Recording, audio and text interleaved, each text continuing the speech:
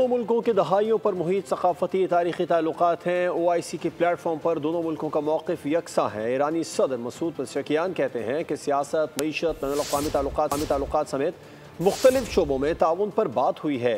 सरहदी इलाकों में इंसदाद दहशतगर्दी से मुतालिक दो तरफ़ा करीबी ताउन ज़रूरी है। पाकिस्तान और भारत के दरमियान जंग बंदी का खैर मक़दम करते हैं। फ़लस्तीन में होने वाली नस्ल कुशी आलमी बरादरी की खामोशी सवालिया निशान है। پاکستان کشوری مهم در همسایگی جمهوری اسلامی ایران است. روابط تاریخی ما برگرفته از پیوندهای تمدنی، فرهنگی گسترده است که در آبت حاضر میان این دو کشور را رقم زده است و به قرنها و هزارهای گذشته برمیگردد.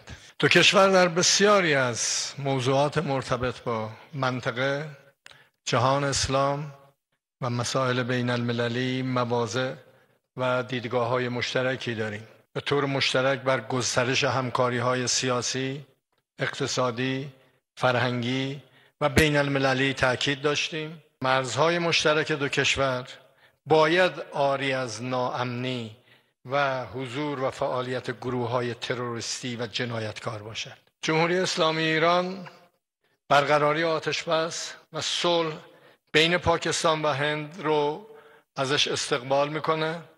بدون شک حل و فصل اختلافات از طریق گفتگو و به شیوه های مسالمت آمیز و تداوم جنایات رژیم صهیونیستی در غزه و سکوت و حمایت کشورهای غرب رو به شدت محکوم میکنیم و از کشورهای اسلامی برای حمایت کامل از فلسطین و مردم مظلوم غزه همه را فرا می‌خوانیم.